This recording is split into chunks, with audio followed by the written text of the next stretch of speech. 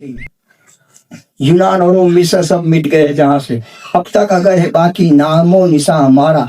कुछ बात है कि ये हस्ती मिट्टी नहीं हमारी, सारे जहां से अच्छा हिंदुस्तान हमारा। कुछ बात ऐसी कि हस्ती मिटती नहीं हमारी। કઈ કેવી ભારતમાં વસ્તુ છે જેના લીધે ભારત ઉપર દુનિયામાં સૌથી વધારે આક્રમણો થયા છે, છતાં પણ આજે ભારત ભારત જ છે। લેસ માત્ર એમાં ખામી આવી। બાકી યુનાનો, રોમ, મિશ્ર બધી સંસ્કૃતિઓ ખલાસ થઈ ગઈ એક એક બબ્બે આક્રમણમાં। ભારતમાં તો હજારો આક્રમણો થયા છે, છતાં પણ કેમ ભારત આજે અડીખમ ઊભું છે? કારણ ભારતની ધાર્મિકતા, હિન્દુઓની પોતાના ધર્મ પ્રત્યેની શ્રદ્ધા, એને લીધે ભારત સોમનાથ મંદિર આટલી વાર તૂટાયું આજે ઊભું છે। 35,000 મંદિરો આ મુગલોએ અને લૂંટારોએ ભારતમાં આવીને તોડ્યા। 35,000 મંદિરો। કારણ એક જ કે જ્યાં સુધી મંદિર હશે ત્યાં સુધી હિન્દુ સલામત છે, કારણ કે હિન્દુઓનો ધર્મ સલામત છે। ત્યાં સુધી આપણે કોઈ આને વટલાઈ નહીં શકીએ, ધર્મ પરિવર્તન નહીં કરી શકે। માટે પહેલું કામ મંદિરો તોડવાનું કર્યું। અહીંયા જ હિન્દુઓ ભેગા થાય, આ જ સ્થાનો તોડો, અને એની લીધે ભરપૂર પ્રયત્નો કર્યા મંદિરો તોડવા માટે, અને મંદિરો તોડ્યા પણ ખરા, પણ હિન્દુઓની શ્રદ્ધાએ મંદિરો જીવંત કરી દીધા।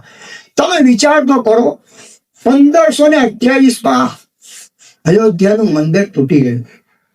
1528 અયોધ્યાનું મંદિર તૂટીને મસ્જિદ બની।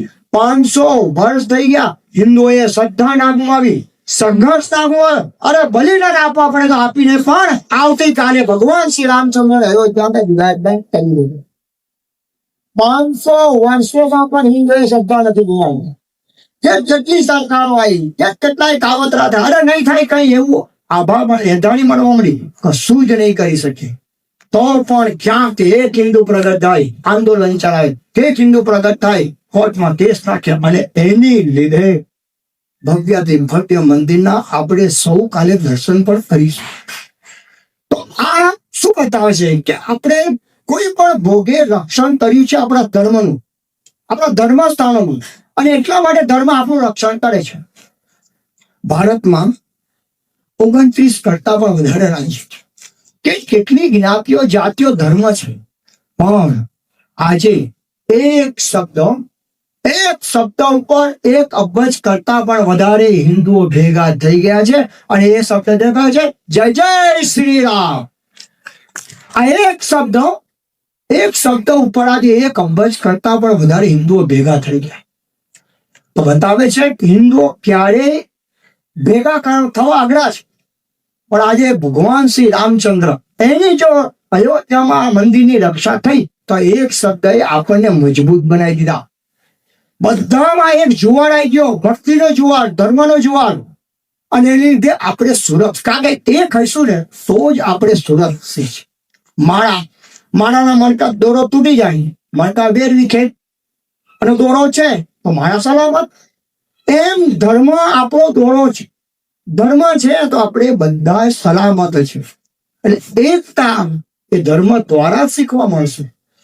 પ્રભુ શ્રી રામ એક રાખીને પોતાની સેનામાં જટાયુ પક્ષીની મદદ લીધી, વાનર સેનાને મદદ લીધી, જાંબુવન એવા રીછ એની પણ મદદ લીધી, વિભીષણ એવા મનુષ્યની મદદ લીધી, બધાએ એક કર્યા, અને પછી અધર્મની સાથે અધર્મ ઉપર આક્રમણ કર્યું। એકતા, ધર્મ જ એક કરી શકે। ભગવાન શ્રી રામ, શિવ પંચાયતની જયારે મૂર્તિ જોઈશું તો આપણને ખબર પડશે કે કાર્તિકજીનું વાહન મોર, શિવજીનું વાહન નંદીશ્વર, મા પાર્વતીનું વાહન સિંહ, અને ગણેશજીનું વાહન કુંડલ। આ ચારને ઉભે બને નહીં। મોરનો ખોરાક શું? સાપ, જે શંકરના ગળામાં હોય છે। માતા દુર્ગા અરે માતા પાર્વતી એનો વાહન સિંહ, એનો ખોરાક કોણ? નંદીશ્વર। ગળામાં સાપ હોય એનો ખોરાક ઉંદર। કોઈને ઉભે બને એવું છે, છતાં પણ શિવ પંચાયતમાં આપણને આ દેવતા, આ બધી વસ્તુના એક સાથે દર્શન થાય। ટૂંકમાં બધા ભેગા કરવાની ભાવના ધર્મમાં રહેલી છે। ભગવાન સ્વામિનારાયણને મળવા માટે બિશપ હેબરે આમંત્રણ મોકલ્યું। બિશપ હેબર ગુજરાતમાં, આખા ગુજરાતના ખિસ્તી કરવા માટે આવ્યો, પ્રોજેક્ટ લઈને આવી, અને એને નક્કી કર્યું કે કોઈ પણ સંજોગોમાં ગુજરાતને ખ્રિસ્તીમાં કન્વર્ટ કરવું છે. પણ તે ઘડે ભગવાન સ્વામિનારાયણનો પ્રભાવ એટલો બધો પથરાયેલો, એટલે એમણે ભગવાન સ્વામિનારાયણને મળવા માટેનું આયોજન કર્યું, આમંત્રણ આપ્યું. અને મહારાજે એને નડિયાદમાં મળવાની વાત કરી. અને નડિયાદમાં પહેલી વાર જયારે બિશપ હેબર મળ્યા ત્યારે મહારાજના દર્શન તો પછી, પણ એના અંગરક્ષકોના દર્શન કરીને ચોંકી ગયા. કેમ? ભગવાન સ્વામિનારાયણ સાથે જે અંગરક્ષકો હતા એમાં કાટી, કોળી, વાણિયા, પટેલ અને મુસલમાન, પાંચે પાંચ તિલક્ષણના કરીને ભગવાન સ્વામિનારાયણની સુરક્ષા કરતા હતા.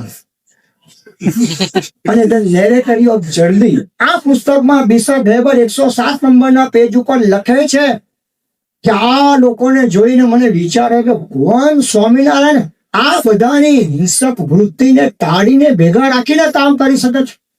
બહુ આખું લાંબુ પુસ્તક એ અંગ્રેજો અનુભવે છે કે આ દર્શકોની આંખમાં કેટલી ખાંચ, કેટલો ઉત્સાહ, કેટલો પ્રેમ ભગવાન સ્વામિનારાયણ માટે દેખાતો હતો કે લોહીના છેલ્લા ટીપા સુધી આ લોકો ભગવાન સ્વામિનારાયણ માટે લડી લઈને એટલું બધું નિષ્ઠા આ લોકોની આંખોમાં દેખાતી. જો એકતા, ભગવાન સ્વામિનારાયણ પણ એક ધર્મ એક કરવાનું કામ કરે. જો આપણે ધર્મની રક્ષા કરીશું તો ધર્મ આપણને એક રાખશે. પ્રમુખ સ્વામીએ આજે દિલ્હીમાં અક્ષરધામનો લોકાર્પણ સમારોહ કર્યો. કોણ હતો એના ઉદઘાટનમાં? મુસ્લિમ એવા ડોક્ટર એપીજે અબ્દુલ કલામ, શીખ એવા મનમોહન સિંહ, હિન્દુ એવા લાલ કૃષ્ણ અડવાણી, ત્રણ ધર્મને ભેગા કરીને પ્રમુખ સ્વામી માટે દિલ્હીનું લોકાર્પણ કર્યું. એકતા, ધર્મ જ એકતા છે, દુનિયાને એક કરશે. આજે અનુજાતિ મંદિર થાય છે, ફેસ્ટિવલ ઓફ હાર્મની. હાર્મની આપણે ખાલી ટાઇટલ નથી આપ્યું, ખરેખર એવું મુસ્લિમ દેશે પ્રેમથી પ્રમુખ સ્વામી મહારાજ, મહંત સ્વામી મહારાજના પ્રેમથી આકર્ષાઈ અને હાથ જોડીને વિનંતી કરી. અને અત્યારે આપણને 27 એકર જમીન સરકાર તરફથી આપવામાં આવી છે મુસ્લિમ દેશ. બાદશાહ કોણ છે? હિન્દુ ધર્મગુરુ. અને બનાવનાર કોણ છે? બુદ્ધિસ્ટ.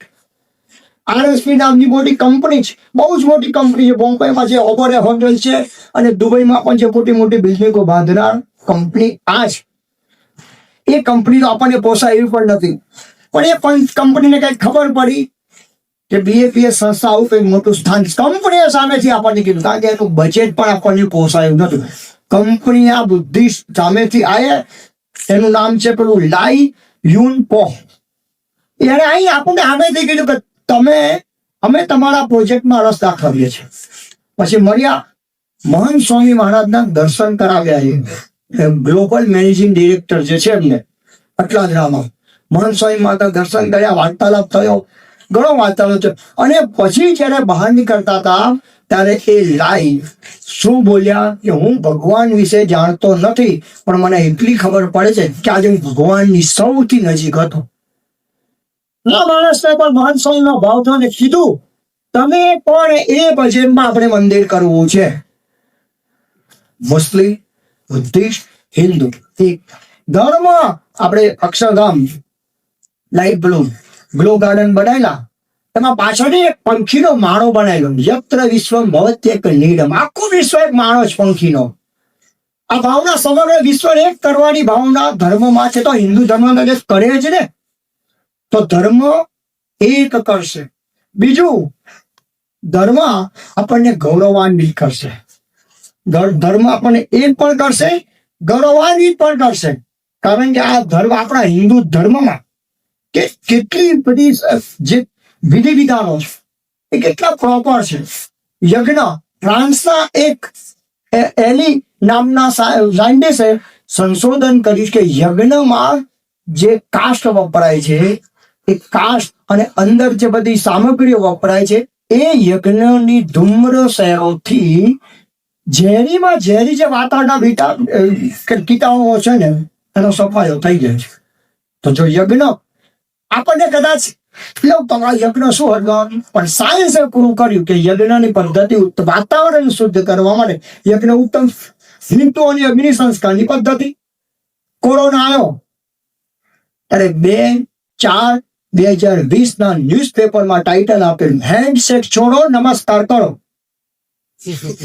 હિન્દુઓની આવી ગઈ પ્રણામ પદ્ધતિ. લોકો હાથ મેળવતા બંધ થઈ ગયા, આપણા ચાલુ હતા. કેમ? આપણે આવડવાનું આવતું જ નથી. તો દુનિયા જો આપણું સાયન્સ અને અધ્યાત્મ બે ભેગા જ ચાલે. અગ્નિ સંસ્કારની પદ્ધતિ એ પણ આપણી સારી છે. કોરોના પછી બધા શું હળગાઈ દો, ગમે ત્યાં ધારણ થવો, હળગાઈ દો. આપણે ખ્યાલ નહીં હળગાઈ જાણીએ છીએ. કારણ કીટાણુ એ મૃત્યુ પછી ડેડ બોડી જમીનમાં જાય તો પણ ભવિષ્યમાં કીટાણુ ફેલાવાની શક્યતા છે. એનાથી પણ રોગો સમાજમાં અશુદ્ધિ ફેલાય છે. તો આ વાત આપણે તો આખું ગામ હોય, 10,000 માણસનું ગામ હોય ને તો 20x20 ના શમશાનમાં પૂરું થઈ જાય. એક પછી ગામના હા પેઢીના બાપ દાદાઓ મળ્યા હોય તો આપણે 20x20 થી વધારે જગ્યા ના રોગી હોય.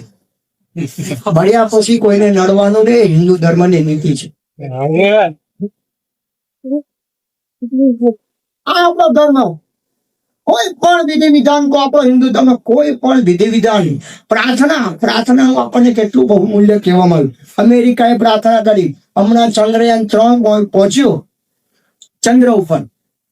જી સોમનાથનજી એના પહેલા ક્યાં ગયા હતા? બાજુના મંદિરમાં ગયા હતા અને બાજુના મંદિરમાં જઈને પ્રાર્થના કરી અને પછી યાન છોડ્યું. શાકાહાર એ હિન્દુ ધર્મને ભેટ છે.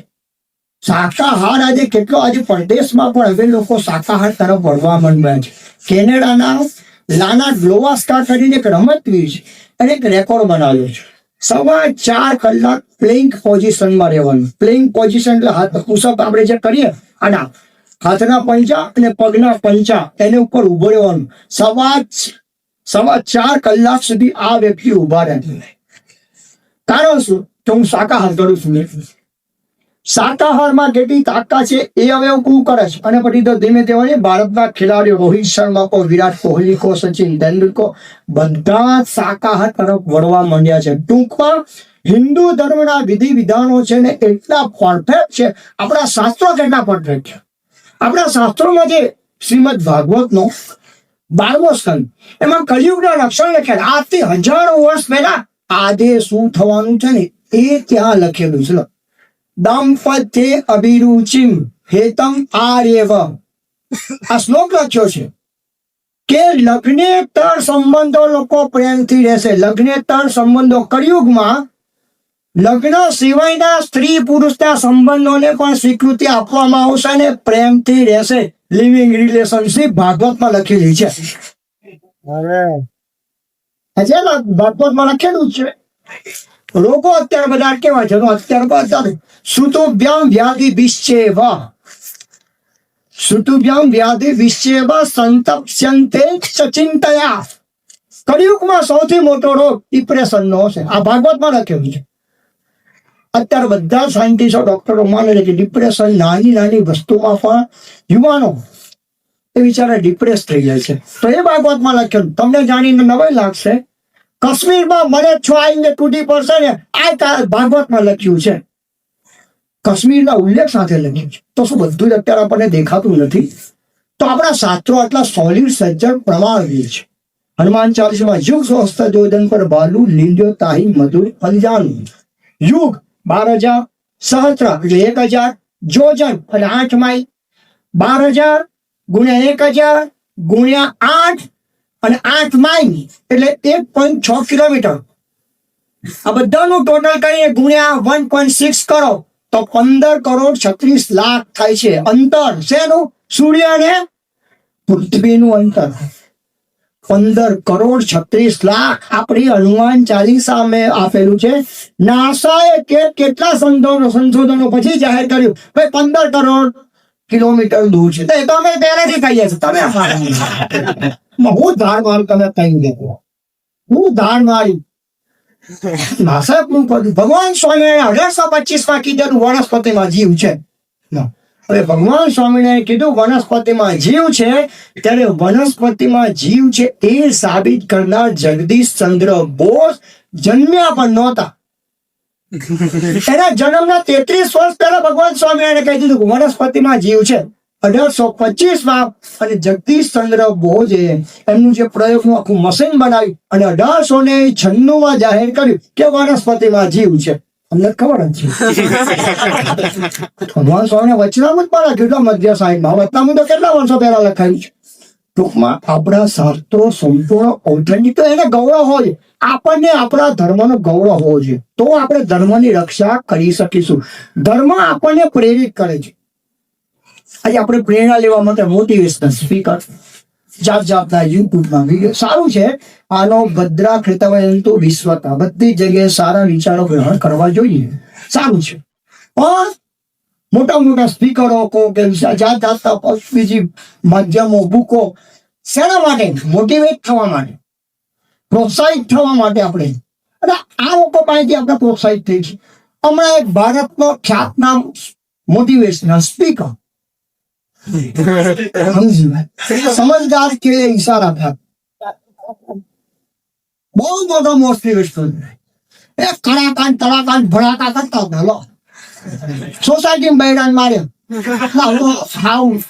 ગાલી ચાલીમાં રે ને એ લોકો કરે એવું કામ આપણે કર્યું. પણ કેવા પ્રવીણ છું પૂરો, પોતાનું તો તું નપે ખેડે, સામાન્ય શીખ તેવામાં છું સુરો, નીચે તું સલે નવ દે ખેડે. આખા ગામને શીખામણ આપતો હતો, તારું હાચવી દે. બીજા લગ્ન હતા હો, પેલા ને બીજાને ફટકારે તો પેલાનું શું થયું? હવે એ આપણને તમે આમ હું ના થાય, હું ખબર હું આપણને શીખવા સ્ટેબિલિટી આ શીખવાશે આપણને. અરે આપણને સ્ટેબિલિટી શીખવાડે આપણા પરમ કૃપાળુ પરમાત્મા ભગવાન શ્રી રામચંદ્ર આપણને સ્ટેબિલિટી શીખવાડે. અયોધ્યામાં આવ્યા, રાજ્યાભિષેકની જાહેરાત થઈ ગઈ, આખું અયોધ્યા નગર સજી જજીને તૈયાર થયું હતું, રંગોળીઓ પુરાઈ હતી. આજે અયોધ્યા નગરે જે શોભા ગ્રહણ કરી છે ને, એનાથી કઈક ઘણી વિશેષ શોભા અયોધ્યાએ ત્યારે ગ્રહણ કરેલી. રંગોળીઓ, તોરણો, સંગીતો, બધાના ચહેરો પર આનંદ આનંદ, ચારે બાજુ રંગ રોગન, અને આખા ગામમાં હર્ષોલ્લાસનું વાતાવરણ હતું. કારણ રામચંદ્ર એ પોતે ગાદીએ બિરાજમાન થવાના છે, એમનો રાજ્યાભિષેક થવાનો છે. આ સમાચાર હતા. અને એ સમાચાર આગલે દિવસે રાત્રે દશરથ અને કઈ એમનો સંવાદ થયો, અને એમાં કઈ બે વરદાન માંગ્યા. ભરત ગાદી પર બેસે, રામચંદ્ર વનમાં જાય. દશરથ રાજાને યોગ્ય ના લાગ્યું, પણ છૂટકો નતો, કારણ કે વચન આપેલા કે તારે જે વરદાન માગવો હોય માંગ. પૂર્વે માગેલા હતા એ બાકી હતા, એ બે વરદાન અહીં માગ્યા. વરદાન માગ્યા એટલે આપવા જ પડે, કારણ રઘુકુલ રીત સદા ચાલી. પ્રાણ જાય પણ વચન લાગે. દશરથ રાજાએ નતું ગમ્યું, પણ કેવું પડે એવું થયું. રામચંદ્ર ભગવાનને કયા મોઢે કેવું? અને એ વખતે દશરથ રાજાએ દશરથ દાદા તો સીધા ના કહી શક્યા, પણ કઈને સેવકો દ્વારા ભગવાન શ્રી રામચંદ્રને ખબર પડી કે પિતા દશરથ આને લીધે ઉદાસ છે. અને એને જયારે સમાચાર આપો કે તમને વનવાસમાં જવાની આજ્ઞા કરી છે, અને તે ઘડીએ રામચંદ્ર ભગવાન આહુતસ્ય અભિષેકાય, એમાં કીધું છે આહુતસ્ય અભિષેકાય વિસૃષ્ટસ્યમ વનાય ચ ન મયા લક્ષિતાસ્તસ્ય સસ્ય ન મયા લક્ષિતાસ્તસ્ય તસ્ય સ્વલ્પોપી આકૃતિ વિપ્રમઃ. ભગવાન શ્રી રામનું રૂવાણું તો શું, મોરાના ચહેરાની લકીર પણ ફરકી નહીં. આટલો આઘાતજનક સમાચાર સાંભળ્યા પછી ક્યાંથી લાવીશું આવી સ્ટેબિલિટી? દુનિયામાં શ્રેષ્ઠમાં શ્રેષ્ઠ સ્ટેબિલિટીનું ઉદાહરણ પ્રભુ શ્રી રામ છે. આવો સમાચાર, એક બાજુ રાજ્યાભિષેક થવાનું છે અને હવે વનમાં જાવ, અને સહર્ષ સ્વીકારી. આ આપણા આદર્શ. અહીં આગળથી આપણને પોષણ મળશે, અહીંથી આપણને સાચી પ્રેરણાઓ મળશે. ભગવાન શ્રી રામ હવે આજે આપણા ઝઘડાઓના, હવે આ કેટલું મોટું ઝઘડાનું કારણ, જો ઝઘડો કરવો હતો કેટલું મોટું કારણ હતું એનું. પ્રભુ શ્રી રામે ઝઘડો ના કર્યો. આજના યુવાનોમાં નાની નાની વસ્તુમાં ઉકળા થઈ જવું, એકદમ આમ આઘાતજનક ઉતાવળિયા નિર્ણયો લઈ લેવા, તરત વેગમાં જવું. ત્યાં આગળ સાઉથ ઇન્ડિયામાં દિનેશ બાબુ ને યુવરાજ નામના બે મિત્રો હતા, અને બંને એક કઈક ગલ્લે બેસીને ચર્ચા કરે. હકીકત છો, જોક્સ નથી.